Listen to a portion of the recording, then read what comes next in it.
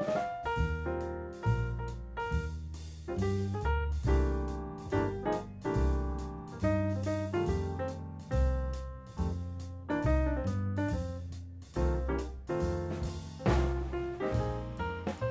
hello everybody, welcome back to my channel. It's Tamitou here.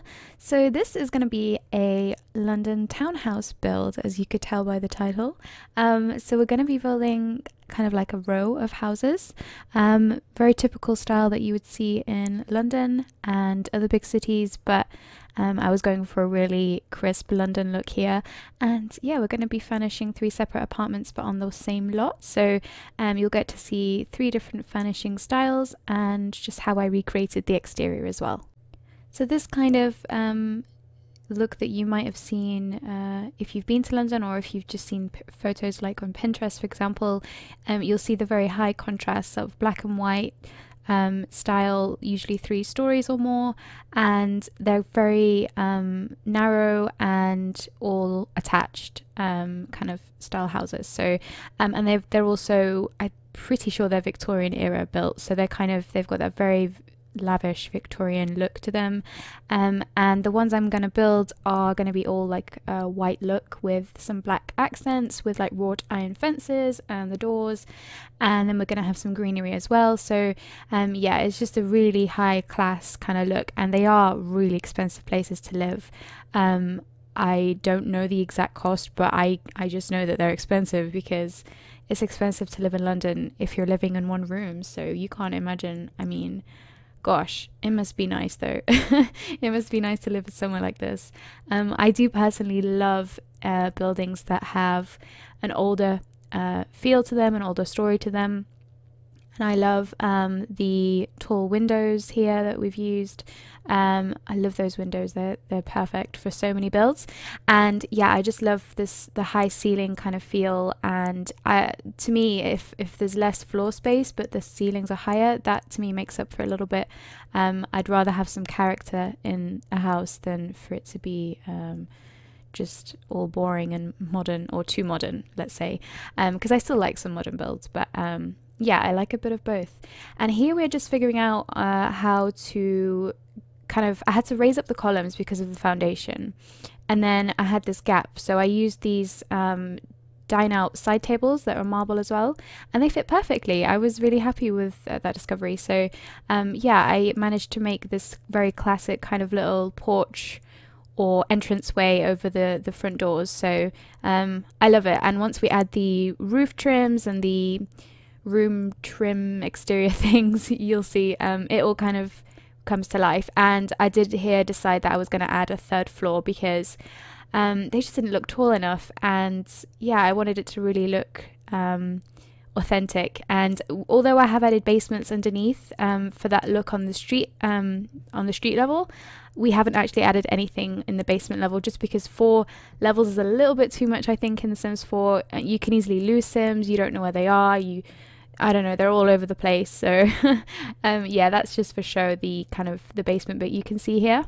But I do add windows so that you can see, like from the street level, it looks like a used floor, but you could always add another room down there as long as you can figure out where to put the stairs down. That's another annoying thing with this many stories, but it works well with 3 stories, so that's why I stuck to that. But I think back in the day when these types of places were built, I think this basement level was for the staff of the house, so the wealthy family would live in the main floors, and then I think the downstairs would have been like the kitchen and where the laundry was done, and all of this like out of sight stuff, things that now we all have to do every day for ourselves. Most people anyway. So yeah, we're adding columns around each window. It does look a little bit repetitive, I know, at this point, but when we add, oh, here are the trims, and when we add the trims and some more fencing detail, sorry, when we add some more fencing detail, it just I don't know, it just looks a little bit more realistic, I think. Yeah, so I kind of add these fences or like little brick walls or something, just to give more detail to the outside. And then we do sort of add some greenery on the back of one of the sides of the house as well, so it does start to kind of get a bit less repetitive. Oh, and I didn't mention, so the lot we're building on is actually in Magnolia Promenade. which is like the retail little map, which is basically got 3 lots on it. And I would have built it in the city, except for it just wasn't, it would have looked really odd, sort of just stuck between some skyscrapers.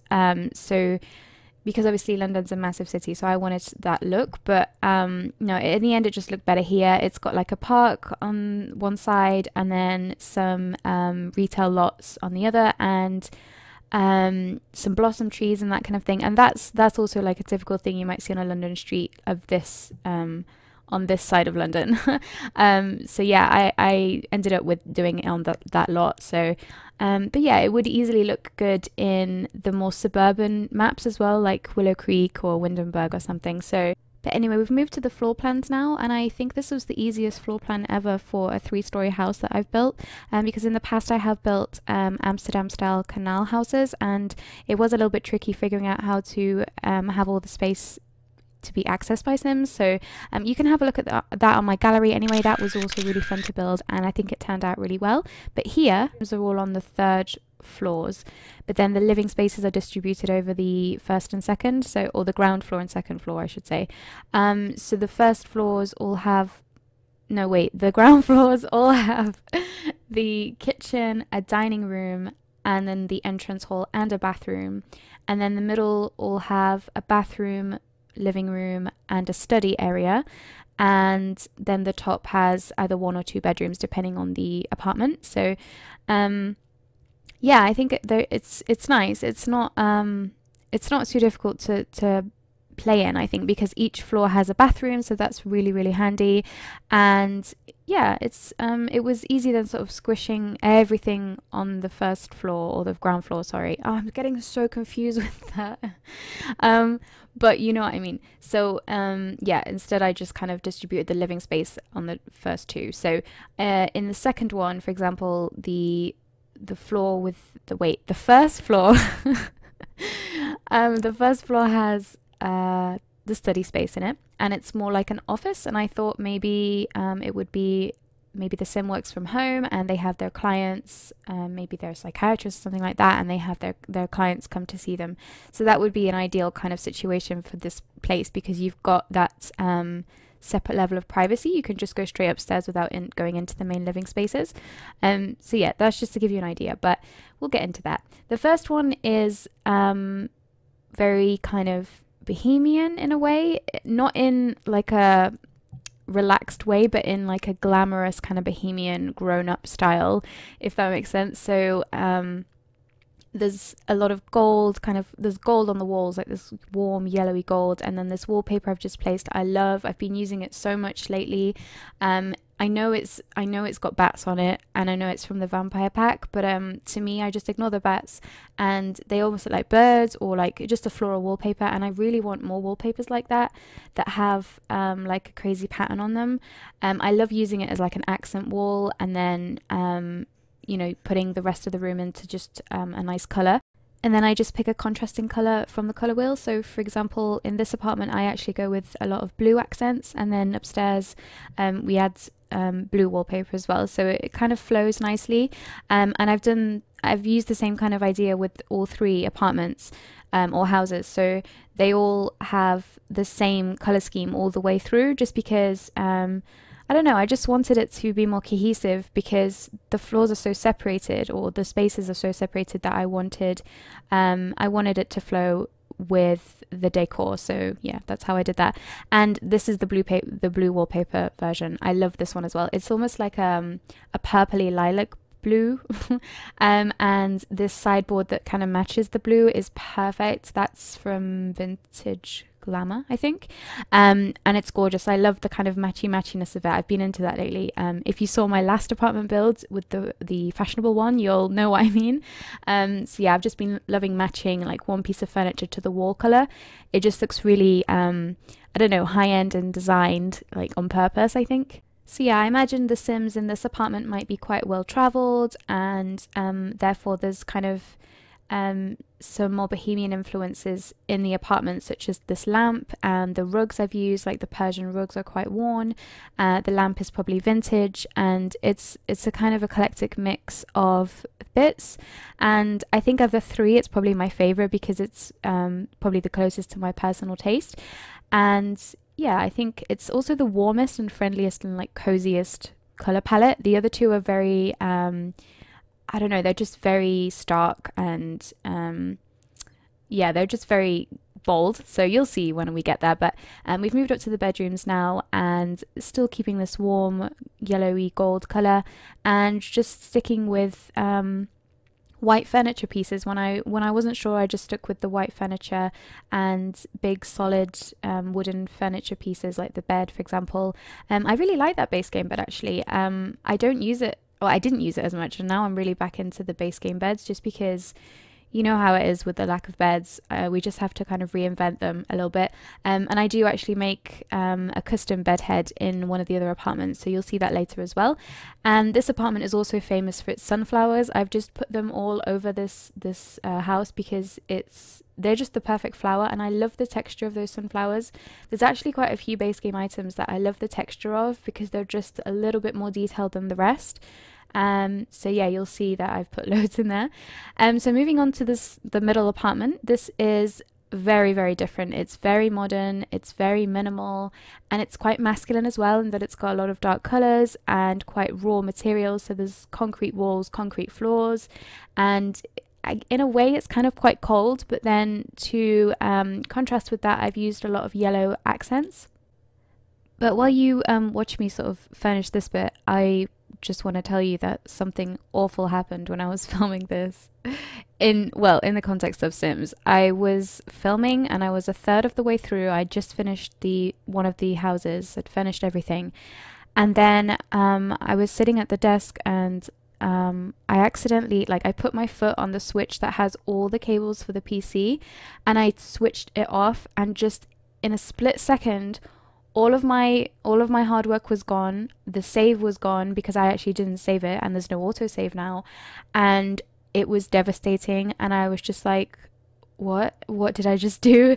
And I wiped everything. I had other things on my PC that when it obviously shut down, I lost everything, and it was devastating. And I had to kind of regroup for a couple of hours and then come back, and I had to start from scratch. So this footage you're seeing is actually the second version. I had to rebuild it and make it look exactly the same.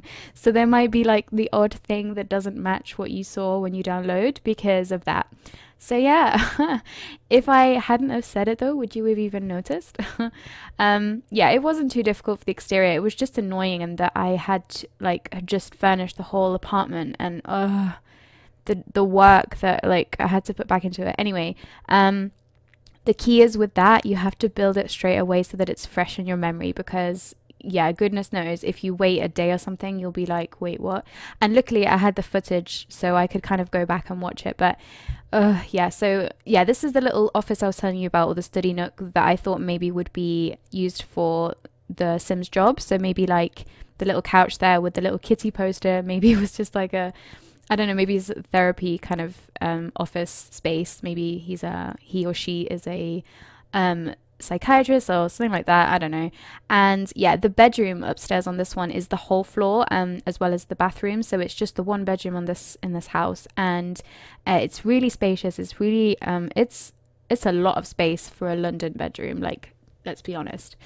So I just wanted to take the whole floor and use all of it and make this really, I don't know, just extravagant space. There's just space you don't even need, and it's not even that heavily furnished, so it's just almost like a waste. And I did the classic thing of using those dine out wall decor things that are lit up for the back of the headboard. Actually, that's not the headboard I was talking about. That's the next one I was talking about, because I've done this one before. But you'll see me do another style as well. And then I just added lots of black, grey and pops of yellow, and that's basically it for this apartment. Kind of boring, but I mean it looks nice in the screenshots, but you'll see. And then I'm adding trees and other bits outside, just coming back to it. I do that a lot, and you can see I've worked on the back gardens here as well. Oh, and these fences wouldn't fit because I was on the edge of the lot. I was really gutted about that. I wanted those little wrought iron fences. Oh, and there's my sim self. She's wearing a leather jacket. She's, you know, London makeover. She looks tough. So yeah, here we are adding some greenery on the exterior of the first house. I just wanted to break it up a little bit and make it look a bit more unique in that maybe the other sims had like make sure that the ivy hasn't gone onto their house, so they didn't want it. So it's like, you know, it's individual sims who live here, and these guys obviously don't mind a bit of greenery on the wall, and I personally love it. It looks gorgeous, and it just stops it looking a little bit monotonous, I think. And then I've just added a little seating area outside and these very typical British looking wheelie bins. That's exactly what wheelie bins look like in UK. So yeah, and now I'm switching back to the middle apartment, just doing the kitchen. It's very black, corporate kind of, sleek looking, and I'm also doing this trick that I used in my last apartment build as well, where I just cover up the other part of the wall with these wall decor things again, just to hide it. I just wanted the tiles to be where the cabinets were, that's all. And then I've also added this little panel where I've kind of had put little things hanging down that you would have in the kitchen, so I really like that as well. I've not done that before, and I just like how it looks. It just looks very sleek, and you don't have to have much on the counters that way, so it just declutters everything. So this bedroom's even got its own little like fireplace area that you can just sit and just do nothing. So yeah, it's really spacious. And just a little bit of the bathroom as well. I left most of the bathrooms out, but I like the wooden table that I used there from Cats and Dogs. It just added another texture. Again, quite a raw masculine texture that I added, and I like that. So there's a lot of wood, concrete, and it's just a very, very different sort of alternative style, I think, that center one.